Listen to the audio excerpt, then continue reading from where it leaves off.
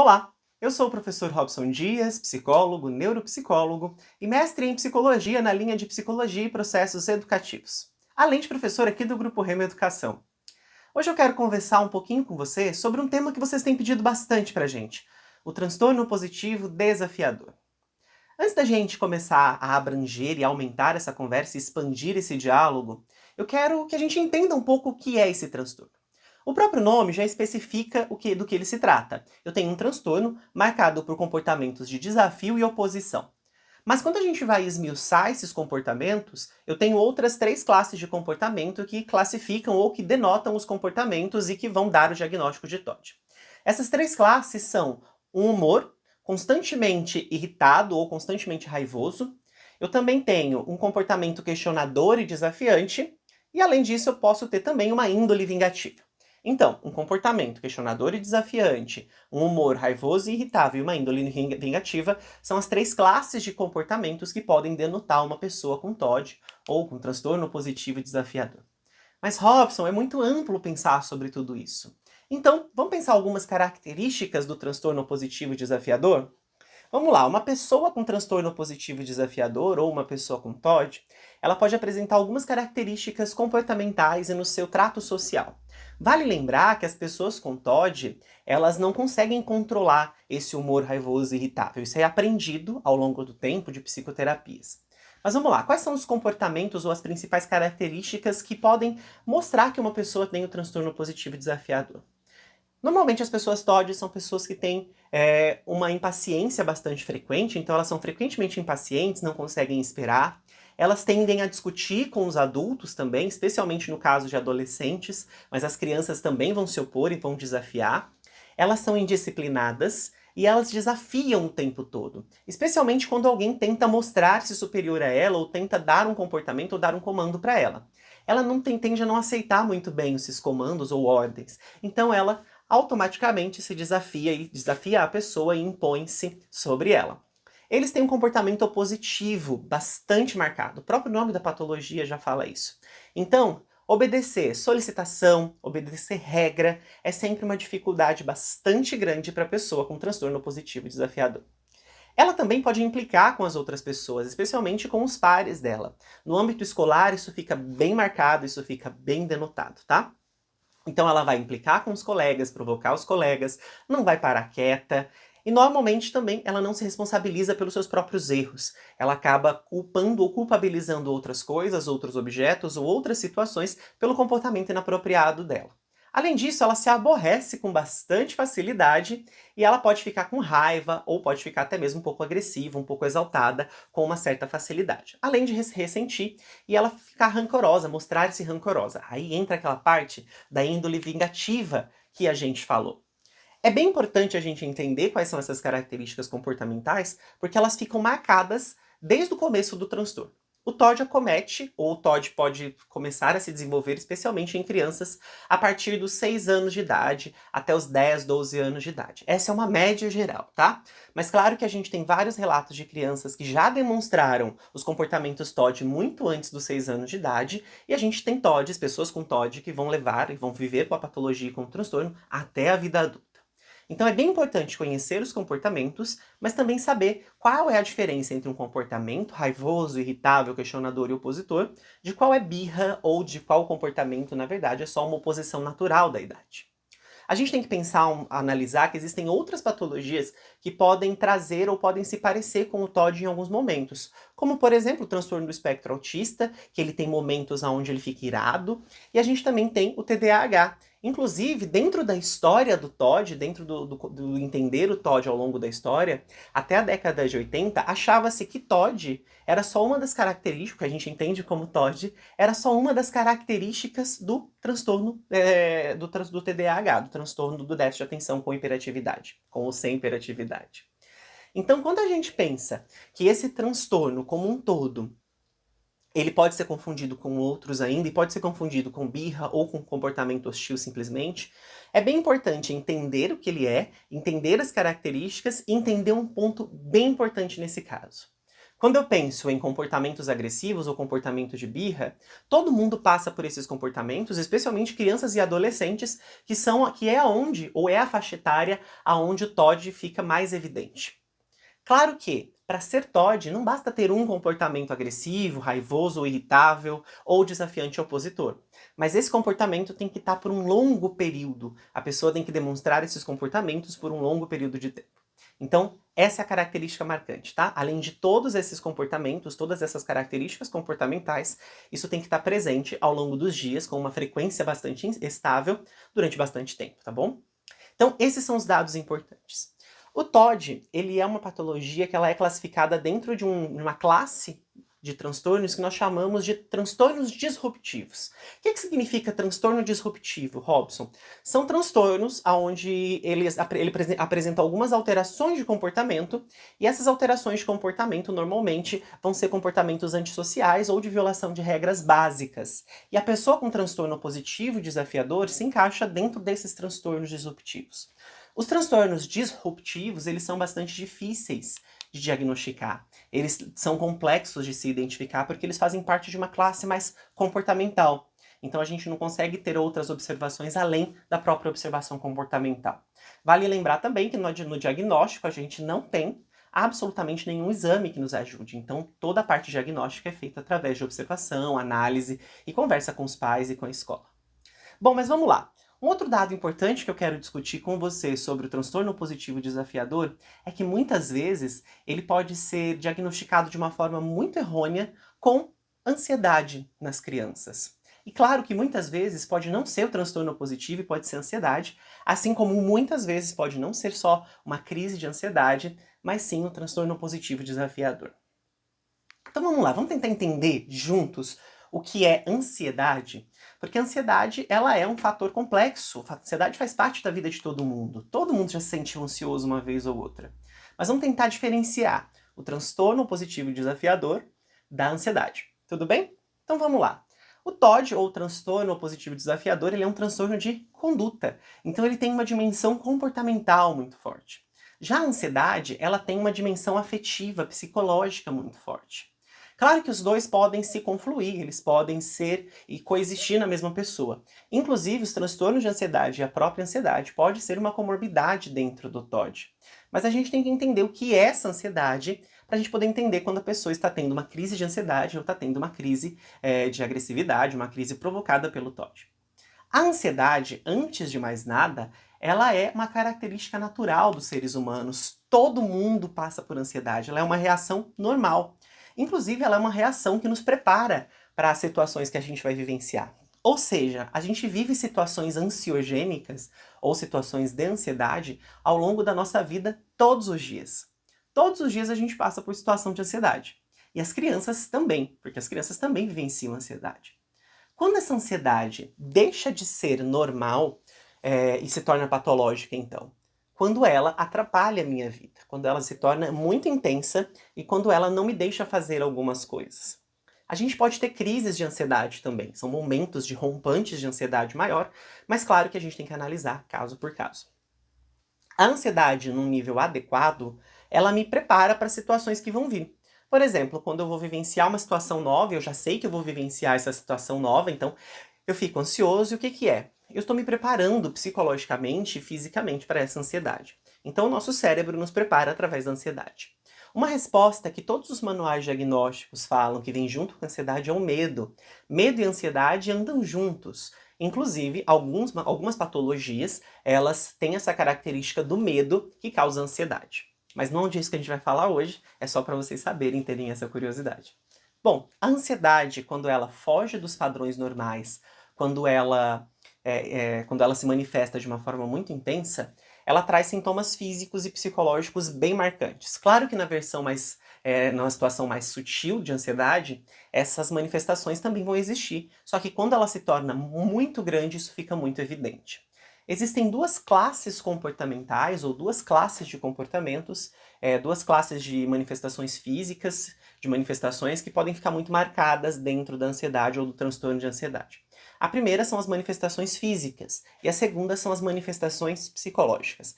Essas duas áreas ainda podem se somar e nos trazer uma que a gente vai chamar uma terceira fase, que é uma terceira área de comportamentos e sintomas, que são sintomas que são psicossomáticos. O que é isso, Robson? De tanto processar isso psicologicamente, meu corpo começa a sentir, começa a trazer outras coisas, eu me abro para isso. Mas vamos entender um por um e depois eu falo da psicossomática um pouquinho, tá bom?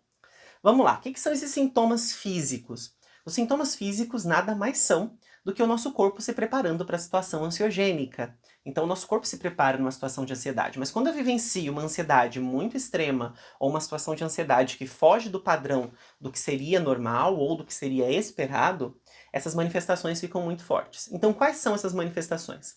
Sudorese, a pessoa soa muito, falta de ar, então a pessoa tem uma dificuldade maior de respirar, a hiperventilação, aquela respiração muito rápida, a sensação de boca seca também é muito evidente quando a gente fica muito ansioso, o formigamento, náusea também pode ser uma situação bastante evidente, inclusive em crianças pequenas.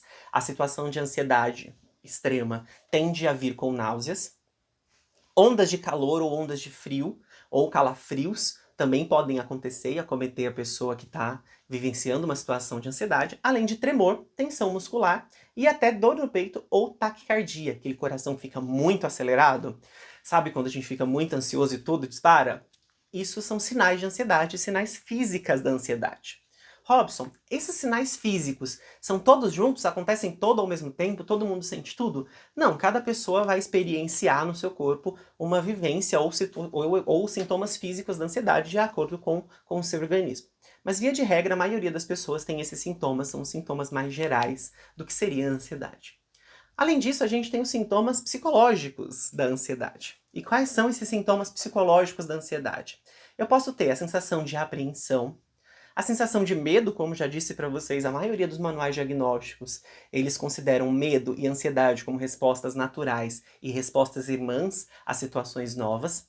Angústia, aquela sensação de aperto no peito.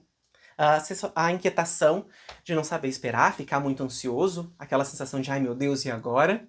Além disso, insônia pode acometer a pessoa que está com uma situação ansiogênica muito forte, dificuldade de se concentrar, dificuldade de relaxar, a sensação de estar no limite sempre, além de se preocupar demais com o futuro, especialmente com desgraças futuras ou com coisas que podem acontecer, pensamentos catastróficos, ou de adoecer, ou de ficar mal, ou até mesmo de ter uma crise. A gente tem pessoas que elas ficam muito mais ansiosas quando elas sentem que estão ficando um pouquinho ansiosas.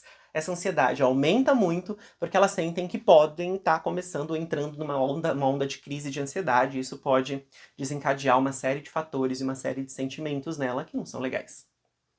Mas vamos lá. E a psicossomática, Robson? A psicossomática são patologias que meu corpo pode desencadear pela própria ansiedade. Então, de tanto ficar ansioso e meu corpo sentir isso e não conseguir lidar com essa ansiedade, aí eu vou desencadeando outras patologias ou outras coisas, outros sintomas, que daí fazem parte desse universo, do universo da psique misturado com o comportamento físico.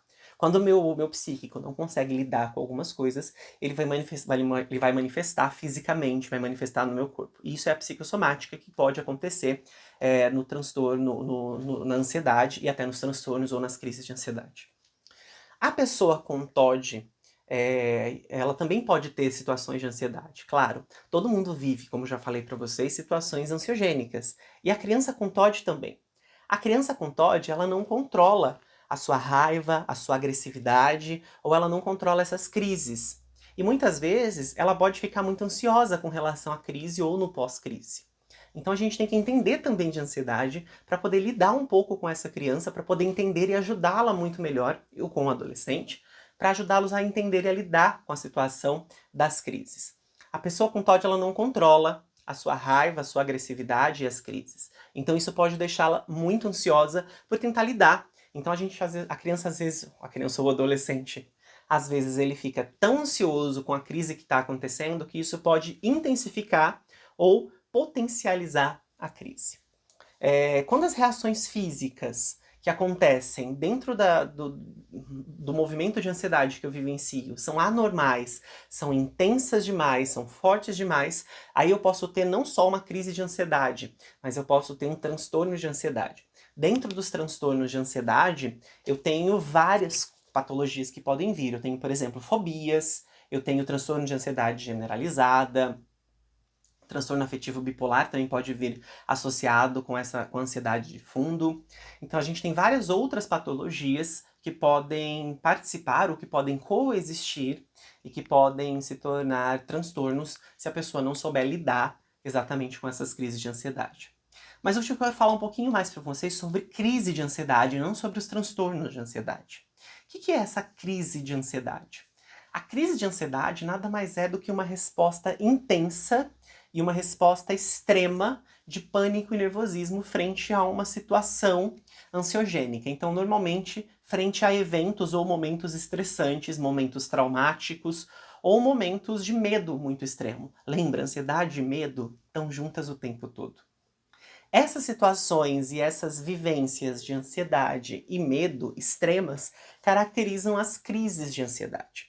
Essas crises são comuns em várias pessoas têm crises de ansiedade, mas dentro do transtorno positivo desafiador, essas crises podem intensificar o próprio transtorno. Por isso é importante conhecer mais sobre a ansiedade, saber mais sobre o que é ansiedade, como funciona, como não funciona, para que a gente possa entender, aprender a lidar melhor com a pessoa no momento de crise do transtorno positivo desafiador. A crise de ansiedade, ela faz parte de outras patologias também, como, por exemplo, algumas síndromes ou algumas situações vivenciadas dentro de outras patologias, como o próprio TEA, por exemplo. A criança pode ficar muito ansiosa por não ser compreendida quando ela não consegue falar. Dentro do próprio TEA, ela pode desenvolver tudo isso. Então, a gente tem crise de ansiedade em outras patologias, e dentro do TOD não deixa de ser diferente. Claro que além de ter uma crise de ansiedade, a pessoa pode se tornar muito mais ansiosa pelas respostas sociais e comportamentais do TOD. Imagina uma criança que ela é rechaçada o tempo todo, ou seja, que ela não consegue, que ela é criticada o tempo todo, que ela é mal vista pelos colegas da sala de aula, que o professor não se atenta tanto a ela porque ela é muito briguenta, ela é bastante chata, ela é bastante petulante, ela confronta muito, então ela acaba sendo deixada de lado pelo professor e pelos próprios coleguinhas. E ela pode começar a sofrer bullying, isso também pode desencadear mais ansiedade e mais crise de ansiedade e pode desencadear até um transtorno de ansiedade, como alguma fobia, por exemplo. A fobia nada mais é do que um transtorno de ansiedade, a pessoa fica muito ansiosa frente a um estímulo aversivo. E a gente tem várias crianças que por situações de estresse, situações de estímulos negativos ou situações aversivas na escola, criam uma fobia social ou uma fobia de frequentar o espaço escolar. Com a criança com TOD, isso também pode acontecer. Ir para a escola para ela, se ela não é acolhida, ou se ela não é bem vista ou não é abraçada, mesmo dentro da sua patologia, dentro do ambiente escolar, esse ambiente pode se tornar um espaço negativo para ela. Então, toda vez que ela vai para a escola, ela fica muito ansiosa e ela pode ter crises de ansiedade, e isso pode intensificar os próprios comportamentos e as próprias respostas opositoras e desafiadoras dentro do transtorno. Por isso, entender como a pessoa vive, entender essas crises e entender como isso se manifesta é bastante importante. Os transtornos de ansiedade que ela pode desencadear são diferentes de simples medo ou de simples ansiedade de uma forma adaptativa. Eles são excessivos e eles persistem. Na crise de ansiedade, eu tenho um comportamento ansioso, um comportamento físico, psicológico e somático que vai se manifestando, mas ele cessa. Já no transtorno, não. O transtorno sempre, isso é bastante recorrente, tá? A pessoa vai ter o tempo todo vivenciar situações de ansiedade. Dentro do TOD, a pessoa pode ter crise de ansiedade, mas ela também pode desencadear comorbidamente, ou seja, ela pode desencadear, além do TOD, um transtorno de ansiedade, como a gente já falou aqui, tá?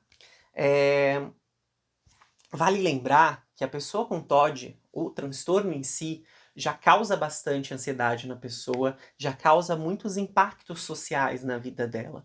E esses impactos sociais na vida dela são bastante drásticos. Então ela pode vivenciar situações, por causa dos impactos, bastante complexas. Então conhecer essa pessoa, acolhê-la, entender esses sintomas e ajudar ela no processo de lidar melhor com esses sentimentos, emoções e com tudo isso que ela lida sem controlar, é bastante importante. Inclusive a própria ansiedade. Tem vários casos, e eu acompanho alguns pacientes pessoalmente, aonde várias crianças começam a demonstrar crises de ansiedade antes de demonstrar uma crise de TOD. Então ela começa a ficar muito ansiosa, se sentir ansiosa demais, e ela começa a ter todas as manifestações físicas da ansiedade, e aí tem um momento de rompante onde ela entra numa crise de TOD. Então conhecer um pouco mais sobre a ansiedade também pode nos ajudar a entender um pouco mais sobre as crises do transtorno positivo desafiador.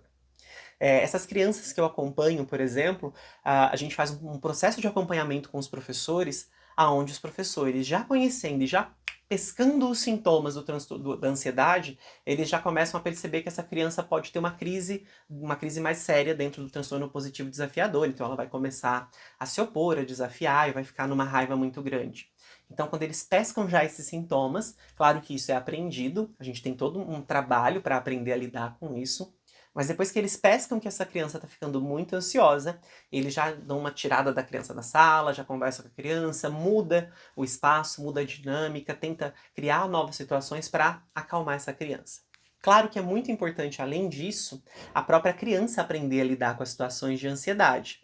Então é bem importante a criança aprender a lidar com seus próprios sentimentos. E quando a gente pensa em sentimentos, a ansiedade, ela acaba sendo um sentimento, mas ela não especificamente, mas ela traz uma dimensão emocional e afetiva muito grande, onde lidar com os próprios sentimentos e emoções pode fazer com que ela identifique os momentos em que ela está muito ansiosa. Assim como a raiva da crise. Na crise de raiva, a criança também pode aprender a lidar com essa raiva, entender melhor essa raiva.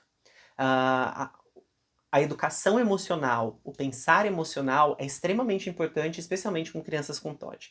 Eles precisam aprender a dimensão afetiva, eles precisam entender sobre emoções para entender sobre as próprias emoções, sobre os próprios sentimentos.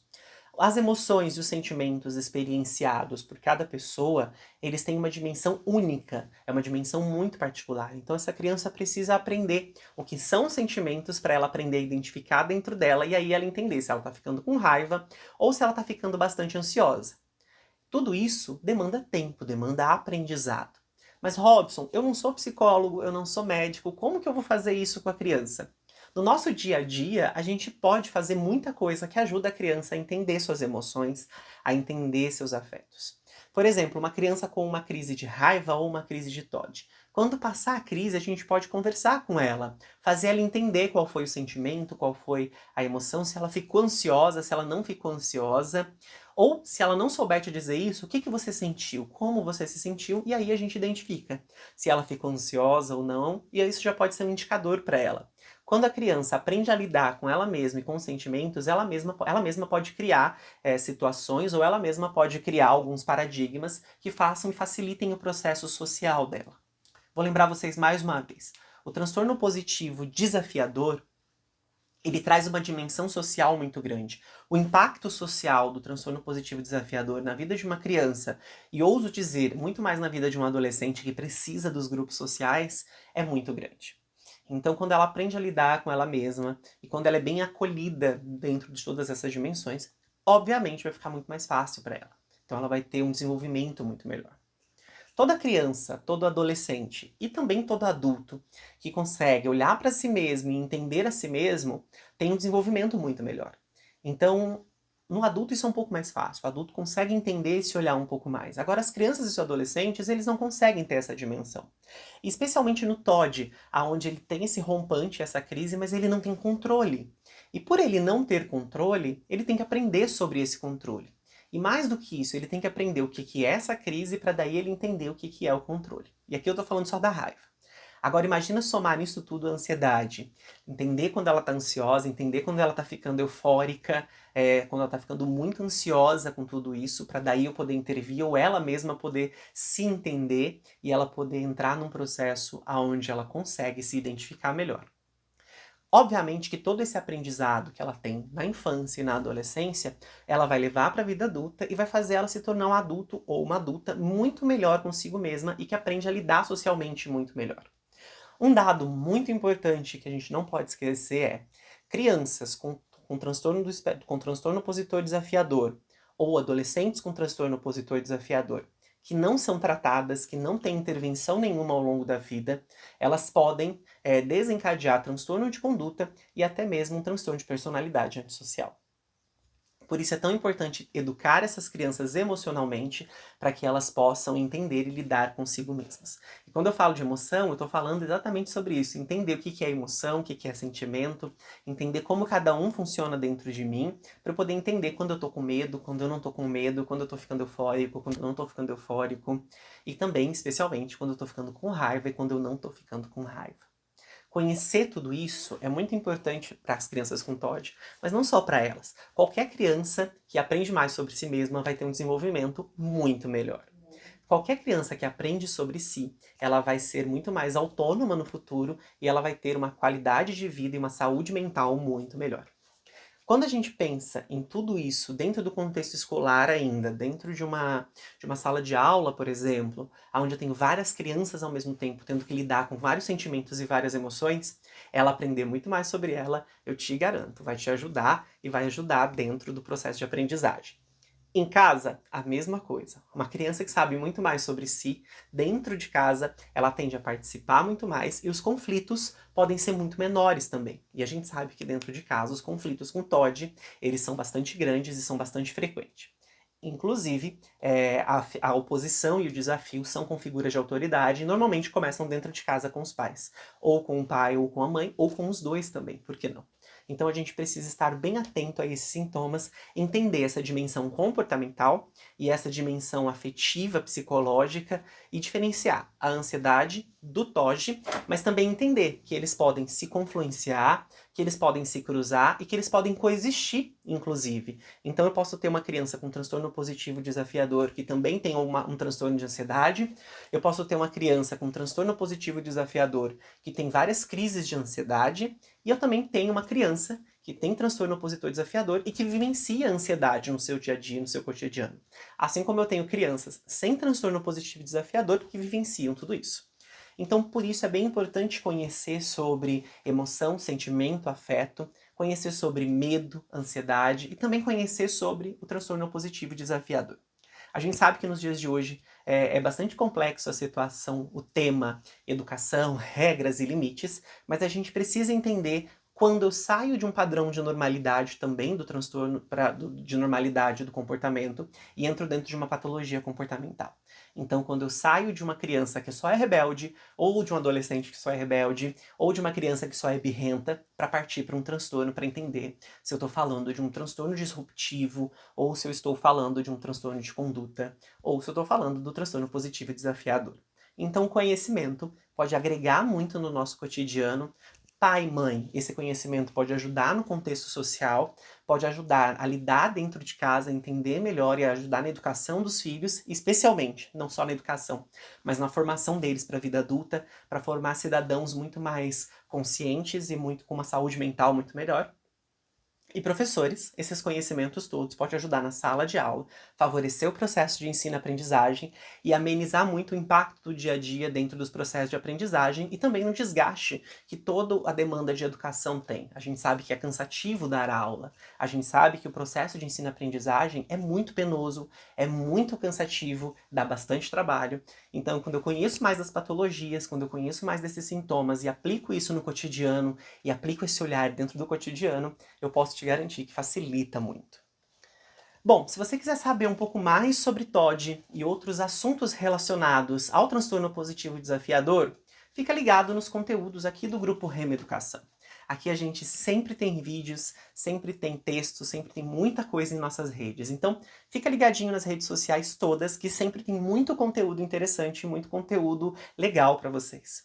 Se você gostou desse vídeo, dá um joinha, curte esse vídeo também, aí embaixo, e também compartilha com as pessoas que você acha que precisam ter esse conhecimento, com as pessoas que você acha que podem se interessar por esse conteúdo, ou para as pessoas que podem se beneficiar desse conteúdo que a gente está conversando aqui um pouquinho hoje. A gente vai junto no propósito de uma educação cada vez mais inclusiva e cada vez mais capacitada. Um abraço e até o próximo!